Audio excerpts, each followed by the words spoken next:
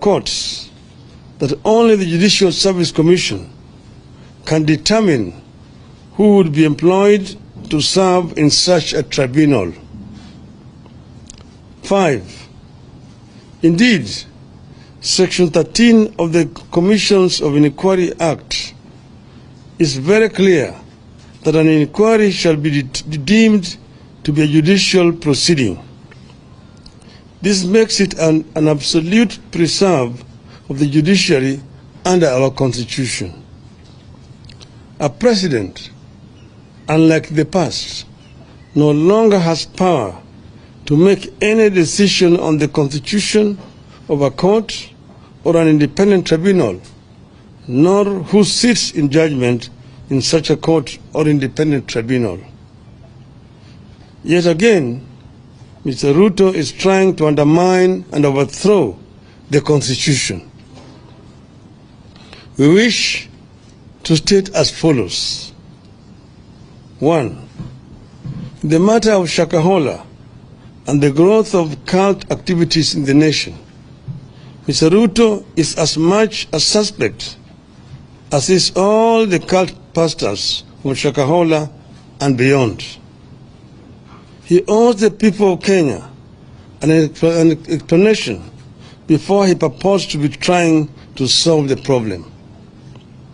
2. The so-called pastors are the people who set up the so-called sanctuary at Ruto's former official residence in Karen as the deputy president. They did not stop there. These so-called pastors proceeded to deliver prophecies and promise miracles about how Ruto would perform as a president. 3. These cultic pastors were among the people who supposedly sanctified State House when Ruto arrived there, pretending to be holier than every other Kenyan. They proceeded to prophesy how great his regime would be. 4.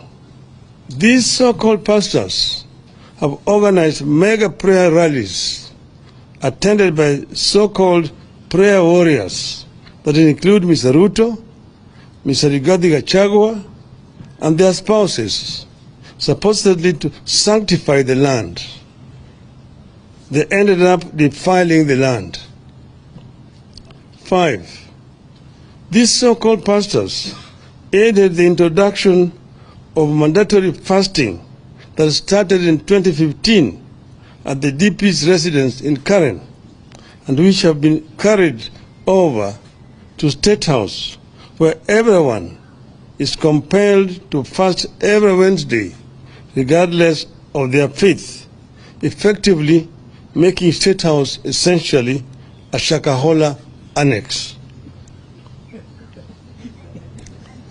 6. Sometime in May 2022, Mr. Ruto's family claimed to have prayed for impure borehole water at their current residence and turned it into clean when a purification machine had failed.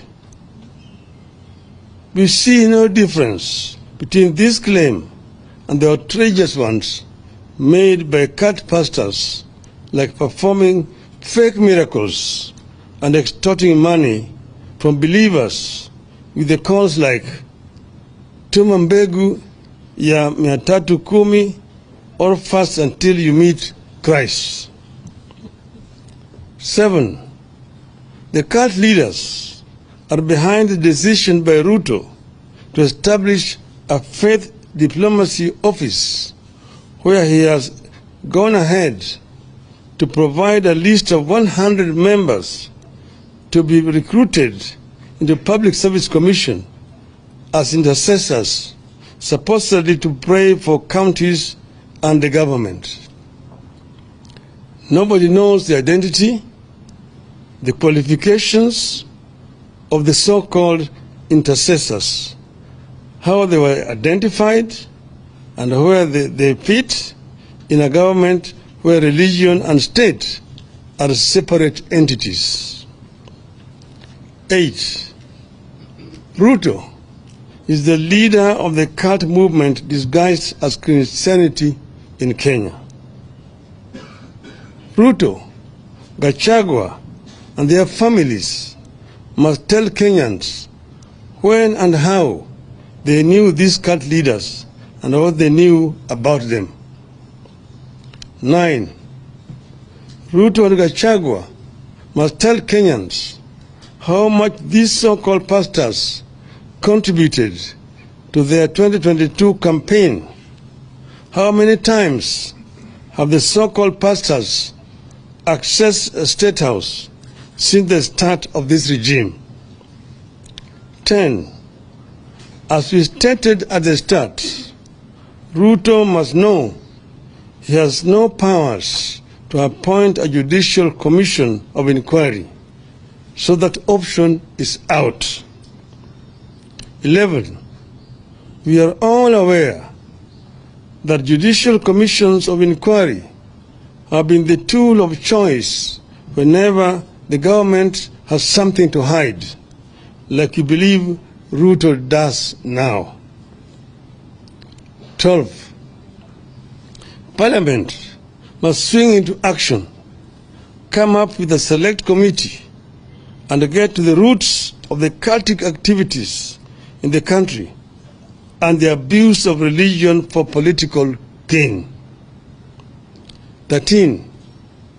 Parliament must help us establish whether the deaths at Shakahola were acts of rogue pastors, human sacrifices, or body organ trade, and who the beneficiaries were. 14. The DCI may have swung into action late, but since they did, they have been doing a great job in Shakahola. They should be allowed to do their job without interference. 15. The current blanket restrictions placed on independent observers, including the media and civil society, must be lifted forthwith. 16.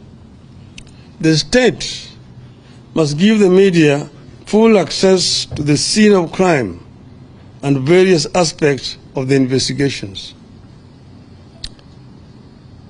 17. Going forward, Ruto must commit to draw a clear line between religion and state in this country. He has deliberately merged the two to enable his political survival and as the cover-up for his corruption. 18th, on Shakahola, Ruto is as guilty as those he is seeking to investigate. I repeat, he is as guilty as those he is seeking to investigate. The blood of those children who starved to death crying for a spoon of water is in Ruto's hands. On our planned protest rallies, we confirm that they are on tomorrow, beginning 6 a.m. on the 2nd of May 2023.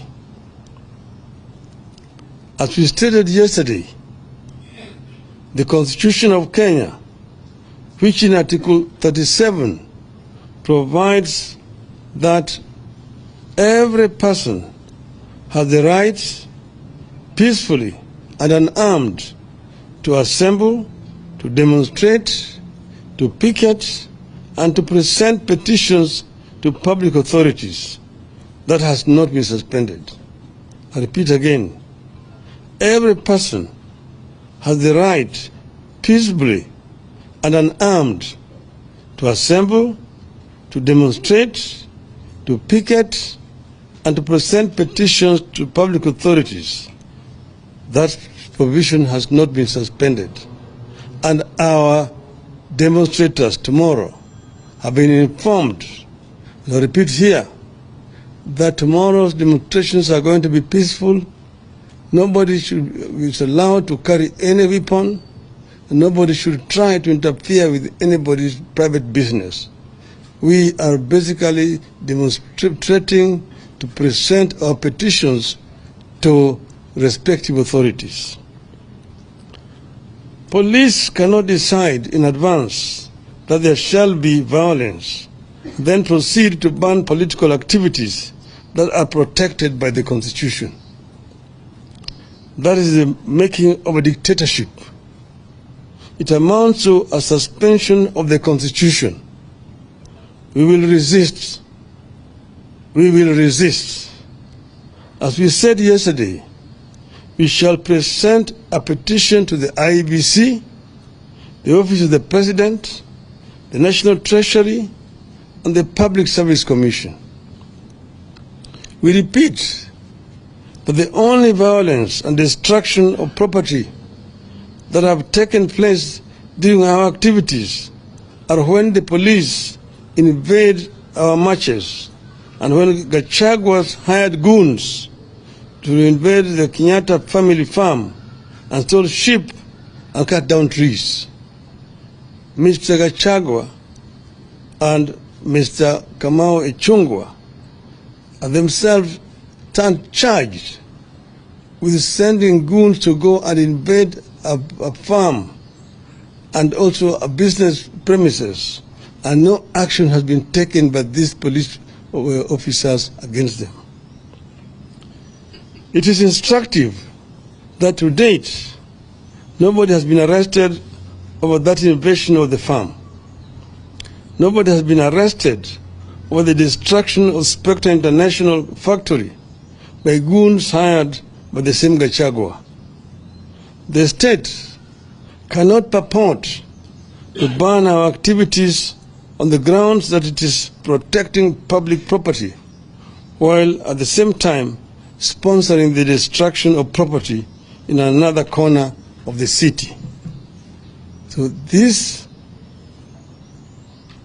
demonstrations, as I've mentioned, are going to be peaceful demonstrations. Mr. Ruto, even today, has repeated that they are stand banned, that he's going to protect people's properties. We assure him there's going to be no destruction of people's properties.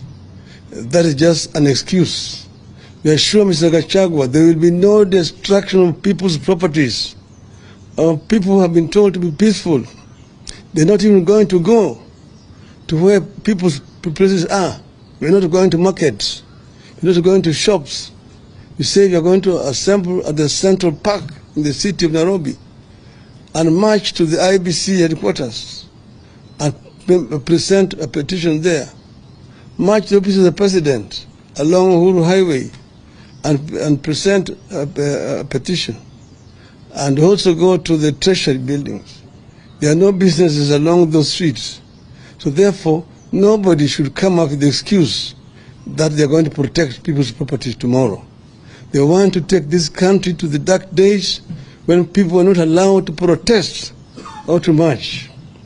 I invite them to see what is happening in France.